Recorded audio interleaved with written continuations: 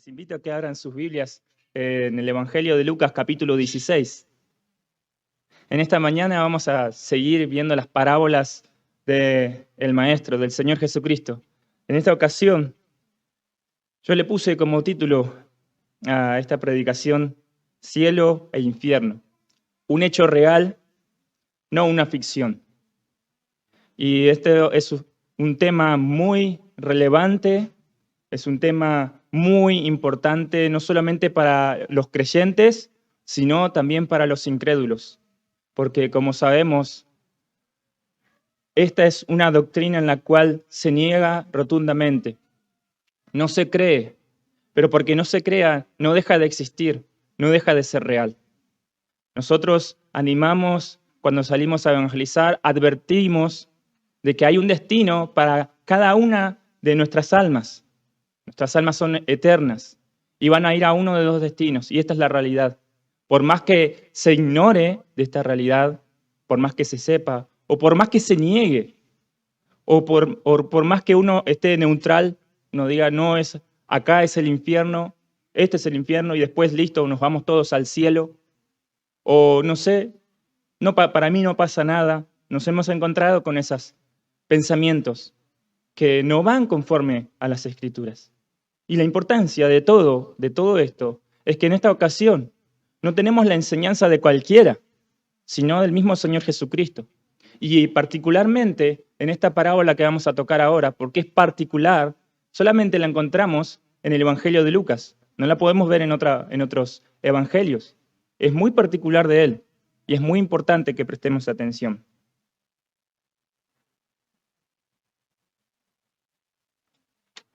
Entonces, les invito a que vayamos juntos al versículo 19 y vamos a leer hasta el final. Dice así, está hablando el Señor Jesús. Había un hombre rico que se vestía de púrpura y de lino fino y hacía cada día banquete con esplendidez. Había también un mendigo llamado Lázaro que estaba echado a la puerta de aquel, lleno de llagas, y ansiaba saciarse de las migajas que caían de la mesa del rico. Y aún los perros venían y le lamían las llagas. Aconteció que murió el mendigo y fue llevado por los ángeles al seno de Abraham. Y murió también el rico y fue sepultado. Y en el Hades alzó sus ojos, estando en tormentos, y vio de lejos a Abraham y a Lázaro en su seno. Entonces él, dando voces, dijo: Padre Abraham, ten misericordia de mí, y envía a Lázaro para que moje la punta de su dedo en agua y refresque mi lengua, porque estoy atormentado en esta llama. Versículo 25. Pero Abraham le dijo: Hijo, acuérdate que recibiste tus bienes en tu vida, y Lázaro también males, pero ahora éste es consolado aquí, y tú atormentado. Además de todo esto, una gran cima está puesta entre nosotros y vosotros, de manera que los que quisieren pasar de aquí a vosotros no pueden, ni de allá pasar acá. Entonces le dijo,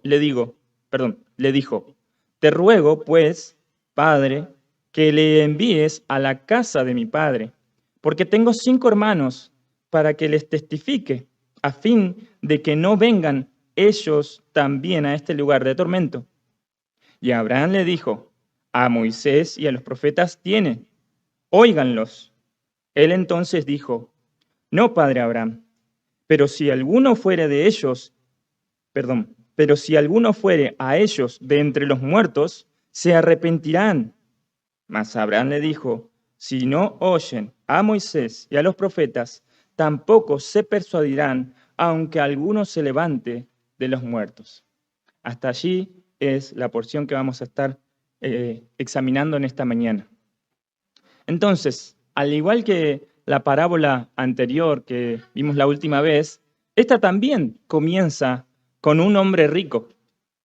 El maestro comienza a narrar su enseñanza describiendo detalladamente a los personajes principales de su historia. Este hombre rico es descrito con ropas muy, pero muy finas y muy costosas. Se vestía de púrpura y de lino fino. Hasta su ropa interior era finísima. Estas telas eran llevadas por los reyes y las personas con un alto estatus social. También se nos dice que hacía cada día, todos los días, banquete con esplendidez. Hoy, en nuestros días, al menos una vez a la semana, hacemos un asadito. O quizás una vez cada 2 semanas. Pero sabemos que es un lujo que podamos hacer así todos los días. Entonces podemos comprender la riqueza de este hombre. El maestro pasa a describir al siguiente personaje de esta historia. En contraste con el anterior, tenemos un hombre pobre y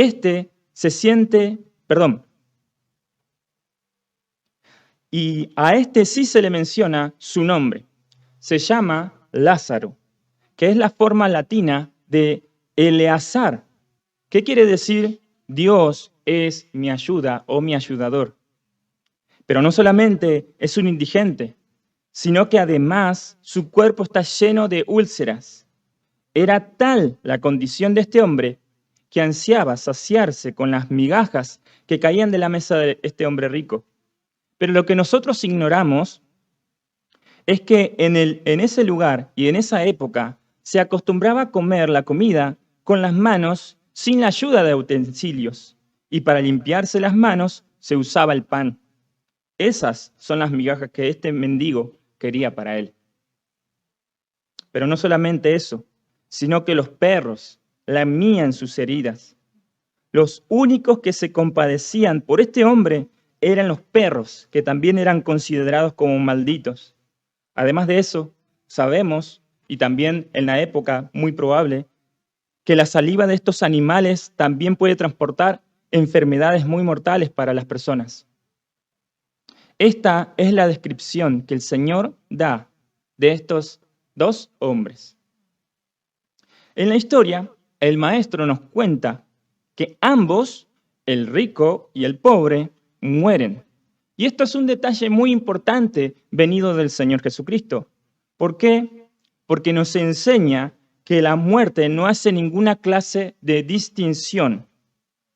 Sean pobres, sean ricos, sean niños, sean adultos, sean ancianos, sean mujeres, sean hombres, ninguna clase de distinción. La muerte le llega a todos. Por un lado, el rico es sepultado, lo podemos ver allí descrito en el relato del Señor Jesús. Quizás haya tenido un funeral con mucho lujo, pero por otro lado, de Lázaro no se menciona nada sobre su sepultura. Pero lo que sí se describe es que vino a ser escoltado por los ángeles para ser llevado al lugar de reposo, como cuando vinieron esos carros de fuego a buscar a Elías. Cosa que no se menciona sobre el rico. Lo siguiente que el maestro describe debe captar toda nuestra atención, tanto niños como adultos. El versículo 23 dice, y en el Hades alzó sus ojos, estando en tormentos, y vio de lejos a Abraham y a Lázaro en su seno.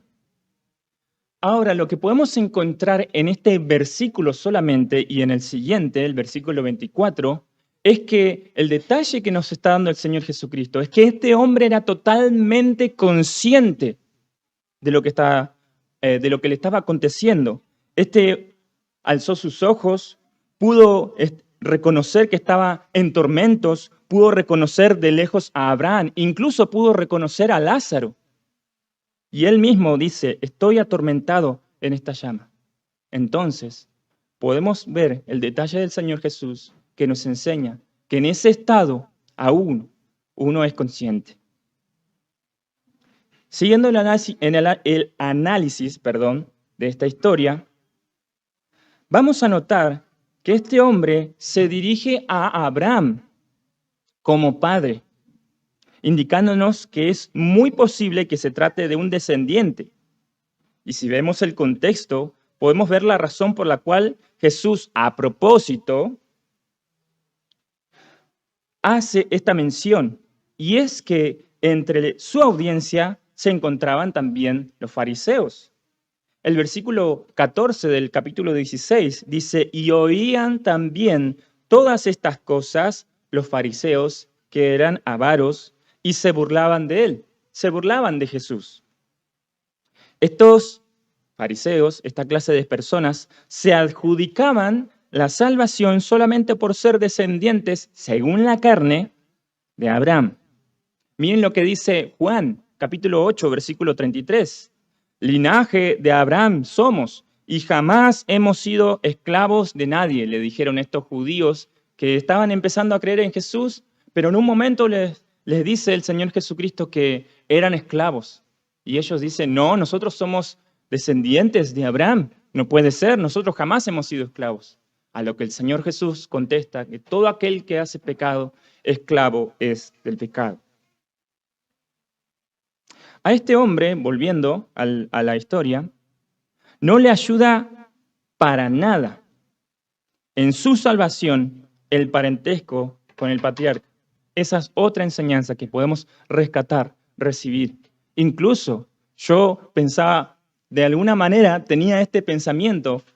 Desde niño, desde pequeño me llevaban a la iglesia y yo tenía ese pensamiento de que porque mis papás iban a la iglesia o yo iba a la iglesia, ya directamente, automáticamente me impartía el cielo. Y entonces yo podía vivir como quisiera, podía hacer lo que quisiera. Total, mis papás iban a la iglesia y listo. Yo si hoy me toca partir, voy al cielo. Tenía el mismo pensamiento, la misma idea que estos hombres. Sabemos que no es así, las escrituras no enseñan nada con respecto a eso. De todas maneras, veamos el diálogo que sigue. Volvamos al versículo 24. Entonces él, dando voces, dijo, Padre Abraham, ten misericordia de mí y envía a Lázaro para que moje la punta de su dedo en agua y refresque mi lengua, porque estoy atormentado en esta llama. ¿Qué cosa, no? Este hombre que en vida, de este lado de la eternidad, en ningún momento tuvo compasión de este pobre y ahora está dependiendo, le está pidiendo a Abraham que envíe para que lo envíe a este hombre para que lo sustentara. ¿Cómo se volteó la tortilla, no? Vemos que esta petición, según el versículo 25, es totalmente rechazada. Pero Abraham le dijo, hijo, le dice, acuérdate que recibiste tus bienes en tu vida, y Lázaro también males, pero ahora es consolado aquí y tú atormentado. Como se mencionó anteriormente, este hombre, según la carne, era descendiente de Abraham. Por lo tanto, era conocedor de las Escrituras. Su pecado no era ser rico. Es Dios quien le permitió tener toda esa abundancia.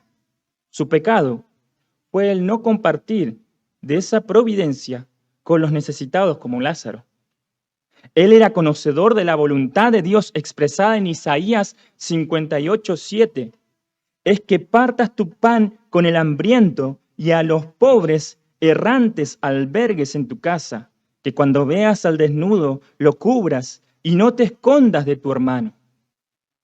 Este hombre, todos los días que Lázaro estaba a su puerta, tuvo la oportunidad para llevar a cabo la voluntad de Dios, pero no lo hizo. Sabiendo lo bueno, no lo hizo. Por lo tanto, lo es contado como pecado. Ya sabemos por qué este hombre abrió sus ojos en el infierno. Pero ¿por qué el otro va al cielo? ¿Por qué razón? ¿Solamente porque es pobre? ¿Solamente porque fue un miserable? Como bien lo indica su nombre, este era un hombre que ponía toda su confianza en Dios. Como dice Hebreos 13:5 y 6, él dijo, no te desampararé ni te dejaré. de manera que podemos decir confiadamente, el Señor es mi ayudador, no temeré lo que me pueda hacer el hombre. Ahora, una evidencia de todo esto, ¿cómo podemos ver nosotros? Si vemos el relato, es que podemos notar que no se lo describe en medio de su agonía como un hombre quejumbroso o dando voces maldiciendo a Dios, ¿por qué me está pasando esto a mí? ¿Por qué soy tan miserable? ¿Por qué soy pobre? ¿Por qué me pasan tengo estas llagas? Él se encuentra en un humilde silencio, esperando que su salvación venga de arriba. Volviendo al hombre rico, se encontraba en el punto sin retorno, donde ya no hay más vuelta atrás. Versículo 26. Una gran cima está puesta entre nosotros y vosotros, de manera que los que quieren pasar de aquí a vosotros no pueden, ni de allá pasar acá. Es totalmente imposible, una vez que se ha atravesado el umbral del infierno, retornar a la condición anterior. No hay vuelta atrás.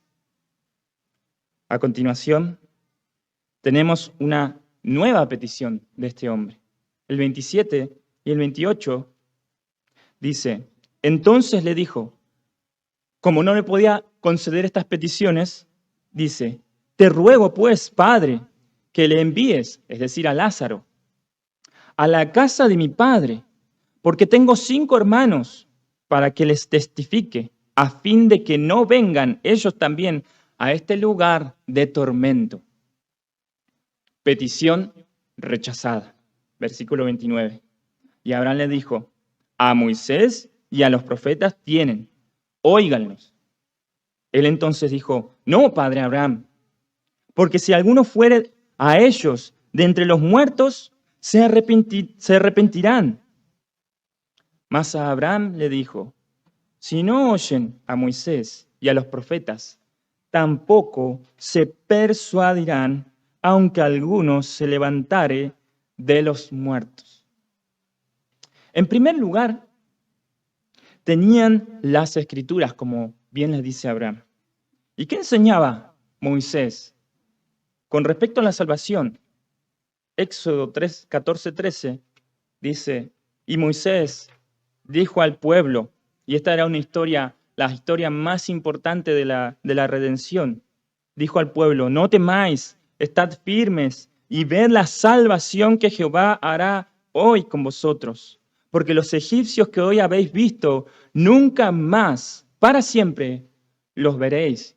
Y podemos ver la respuesta en el capítulo siguiente, 15, versículo 2. Jehová es mi fortaleza, canta Moisés y los que estaban con él, y mi cántico, y ha sido mi salvación. Este es mi Dios y lo alabaré, Dios de mi Padre, y lo enalteceré.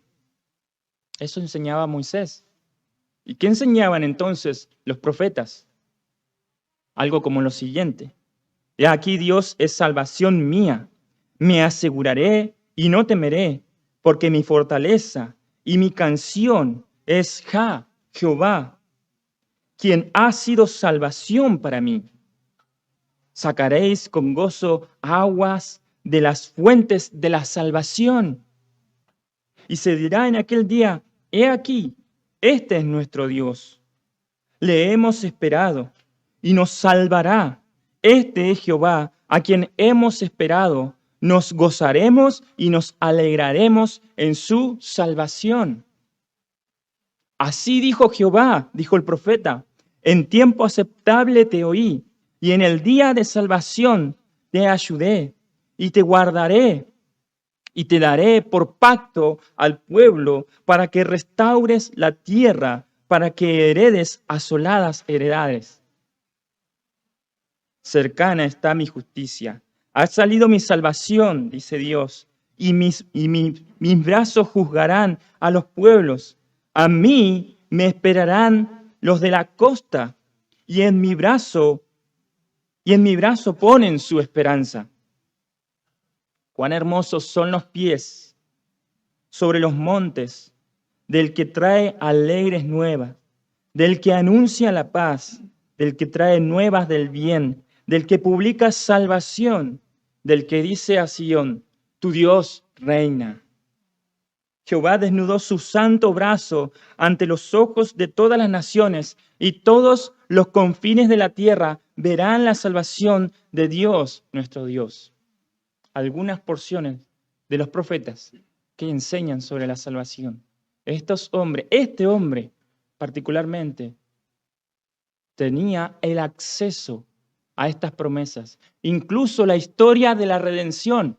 ¿Por qué? Porque aquel que había sido prometido en Génesis capítulo 3, 15, del cual hablaron los profetas, del cual habló Moisés, aquel que iba a venir, iba a rescatar a la humanidad del pecado, aquel que se le había revelado a José y a María que su nombre sería llamado Jesús. ¿Por qué? Porque salvaría a todos de sus pecados.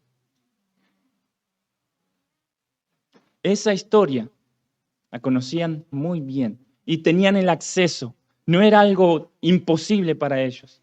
No estaba escrito en otro idioma. Tenían la posibilidad de tener las escrituras. Por otro lado, si las personas no creen en las escrituras, ni aunque uno resucite de los muertos, oirán. Y fue lo que sucedió con el otro Lázaro, ¿se acuerdan? En Juan, capítulo 12, versículo 9 al 11, dice lo siguiente: gran multitud de los judíos supieron entonces que él estaba allí y vinieron, no solamente por causa de Jesús, sino también para ver a Lázaro, a quien había resucitado de los muertos. Pero los principales sacerdotes acordaron dar muerte también a Lázaro, porque a causa de él muchos de los judíos se apartaban y creían en Jesús. ¿Cómo puede ser? Querían matar la obra, los milagros, querían deshacerse totalmente. ¿Y qué ni hablar de la resurrección cuando el Señor Jesucristo resucitó?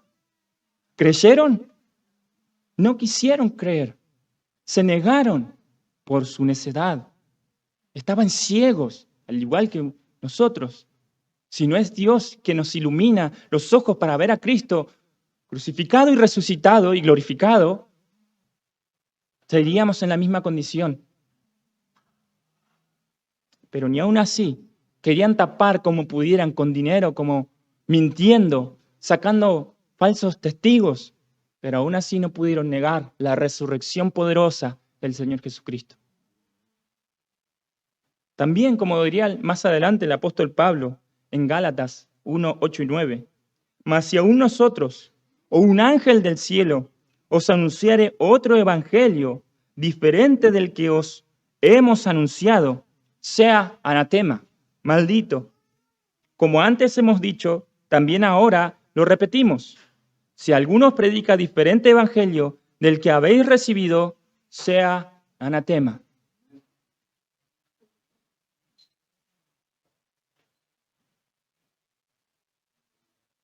Entonces, en la enseñanza del Salvador, en esta mañana, que no me llevó más de media hora, ahí está todo lo que podemos aprender del maestro. Tenía una habilidad, era la sabiduría venida de lo alto, que podía relatar una historia y llamar poderosamente la atención para transformar las almas de sus oyentes con imágenes vivas que ellos tenían de la vida cotidiana. Todas estas imágenes, ellos seguramente que conocían a los hombres ricos, conocían a aquellos que se echaban a las puertas mendigando, esperando que alguien tuviera misericordia de ellos.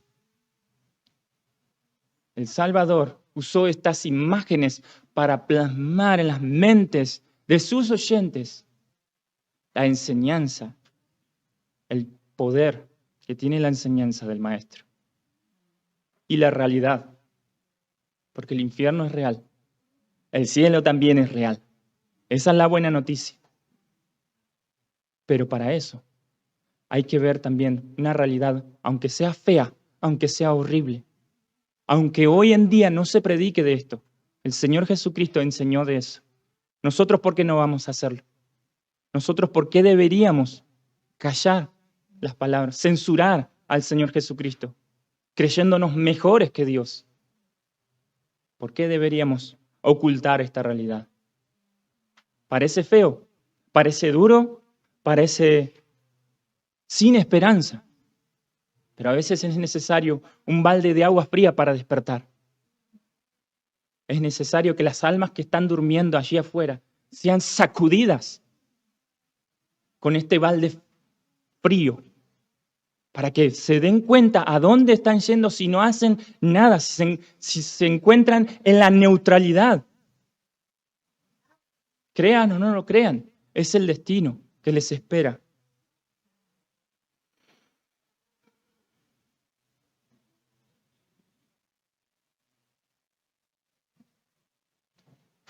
También es un hecho y es una realidad que la salvación para nuestras almas, para las almas de los seres humanos, se encuentra en las Escrituras. Y eso, hermanos, es algo que hemos descuidado. Y yo soy totalmente responsable porque mucho tiempo de ir a la iglesia, en toda mi vida, en toda mi juventud, en toda mi adolescencia, jamás me dediqué a leer este libro que el Señor dejó. Jamás me dediqué solamente a leerlo. Por más que mis ojos estuvieran velados, no me dediqué. Y eso, hermanos, podemos ver los efectos que causa en nuestra sociedad, que causa solamente en nuestra ciudad. Limitémonos solamente a Puerto Madryn. No hablemos ni de la región, no hablemos ni del país, nada. Solamente enfoquémonos en nuestra ciudad. Y hagamos lo siguiente, preguntemos a cada persona que encontramos en la calle si alguna vez ha leído la Biblia desde el principio hasta el final. Una vez le pregunté a un jovencito y me dijo con otras palabras que no voy a usar, me dijo, la Biblia es aburrida. Yo, ¿sabes qué? Prefiero leer el Martín Fierro. No entendí nada, pero por lo menos lo leí. Y yo le dije, ¿hiciste eso con el Martín Fierro y no podías hacerlo con la Biblia? Y me quedó mirando y se rió y se fue. ¿Cuánto menospreciamos la palabra del Señor? Y el Señor, en su misericordia, nos la ha, en este lado del mundo, hermanos, vino de allá, de otro lado, a nuestro idioma, en diferentes versiones. Y el Señor Jesucristo en esta mañana, a través de su enseñanza, nos está mostrando el valor y el poder de las Escrituras. También me gustaría, encontré unas palabras de un hermano en un sermón predicado en el Tabernáculo Bautista de Los Ángeles, la tarde del día del Señor, 11 de diciembre del 2011. Este pastor estaba predicando sobre Lucas 16. Pero él solamente era una predicación de Navidad. Y él solamente sacó 2 palabras del texto. Versículo 25. Hijo, acuérdate. Y dice lo siguiente. Si sigues como estás, tal vez no esta Navidad, sino algún día, tal vez más pronto de lo que piensas, tú pasarás tu primera Navidad en aquel lugar de tormento ardiente.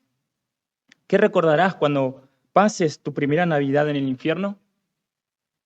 Recordarás cómo aprendiste a apagar tu mente y no oír los sermones. Recordarás que practicaste para lograrlo. Al principio te perturbaban y te hacían pensar en cosas eternas, pero al pasar el tiempo se volvió más fácil que el diablo arrebatara los sermones de tu corazón. Jesús dijo, luego viene el diablo y quita de su corazón la palabra para que no crean y se salven. Al principio era difícil que Satanás hiciera eso, pero al pasar los meses te acostumbraste tanto a este truco satánico que ya nada te molestaba y comenzaste a dormir el sueño de la muerte en todos los sermones. Al fin, tu conciencia se quemó y tu corazón se hizo calloso, como Cristo le dijo a sus enemigos, porque no podéis escuchar mi palabra. Creo que te has vuelto tan lerdo de oír que se puede decir acerca de ti, Dios lo entregó a una mente reprobada. Sin duda recordarás alguna de las veces que el Espíritu Santo te convenció de tu pecado. Jesús dijo, y cuando Él venga, convencerá al mundo de pecado. Algunos de ustedes, cuando pasen su primera Navidad en el infierno, recordarán cuando el Espíritu de Dios hizo que tu corazón fuera tierno. Recordarás cuando su Espíritu te hizo temer. Recordarás cómo se llenaron tus ojos de lágrimas. Pero también recordarás cómo resististe su obra de convicción. Cómo resististe hasta que el Espíritu Santo se alejó de ti. Recordarás al Salvador que no respetaste. La Biblia dice que tú desprecias y rechazas a Cristo, despreciado y desechado entre los hombres, varón de dolores, experimentado en quebranto, y como que escondimos de él el rostro. Fue menospreciado y no lo estimamos. Si respetaras a Cristo, lo buscarías a Él. Si respetaras a Cristo, tú te esforzarías con todas tus fuerzas a entrar a Él. ¿Qué esfuerzo has hecho? Dice Él. ¿Has orado por horas como Lutero? ¿Has pasado por agonías de alma como John Bunyan? ¿Has ayunado por semanas como Whitefield? ¿Te has esforzado como Wesley? ¿Has caminado en una tormenta de nieve para hallar a Cristo como lo hizo Spurgeon? Yo te digo que no te has esforzado para nada. Y un día, cuando estés en el infierno, recordarás que fuiste perezoso y holgazán y no te esforzaste para hallar a Cristo. Recordarás que tuviste tan poco respeto por Jesucristo que no lo buscaste seriamente. Quien dijo, y me buscaréis y me hallaréis, porque me buscaréis de todo vuestro corazón. ¿Qué estoy queriendo decir? ¿Por qué traigo estas palabras? ¿Te quiero destruir por completo? ¿Te quiero hacer sentir peor de lo que te sentís hoy? ¿Más miserable? ¿Te quiero dejar sin esperanza? En ninguna manera. Todo lo contrario. Con estas palabras es necesario que todos seamos sacudidos. Es necesario que yo sea sacudido para seguir velando. Que sigamos, si el Señor nos ha rescatado, si el Señor nos ha llamado eficazmente, que no nos quedemos durmiendo en los laureles, que no seamos como la tribu de Dan, que prefirió quedarse en vez de llegar a la tierra prometida que Dios le había bendecido. Se conformaron con esas cosas, con esa tierra, cuando Dios tenía algo mejor. No seamos como ellos. Que estas palabras, si son duras, si son fuertes, si no te gusta, si sentís comezón en tu oído, que puedas prestar atención, sea que estés presente, sea que nos estés mirando, para que puedas despertar y el Señor lo use y sacuda tu corazón y te puedas sacudir del pecado y poder poner tus dedos en los oídos como hizo el peregrino y correr hacia la ciudad celestial y decir, vida, vida, vida. Entonces, ¿qué podemos hacer a la luz de todo esto? Tu alma es eterna. Va a ir a uno de dos destinos, o el cielo o el infierno. Todos quieren ir al cielo. Nadie quiere ir al infierno. Todos quieren estar allí celebrando, gozando. Este hombre se nos describe que estaba en el pecho de Abraham, como estuvo Juan al pecho del Señor, disfrutando allí de esa mesa, de ese deleite, de esa comida, de la presencia del Señor. ¿Quién no quiere eso? Lo que podemos hacer es imitar al mendigo Lázaro y decir, como él posiblemente decía, el Señor es mi ayudador, porque nosotros éramos unos pobres miserables, Pero Cristo, el hombre más rico, tuvo compasión del indigno pecador. ¿Y de qué manera?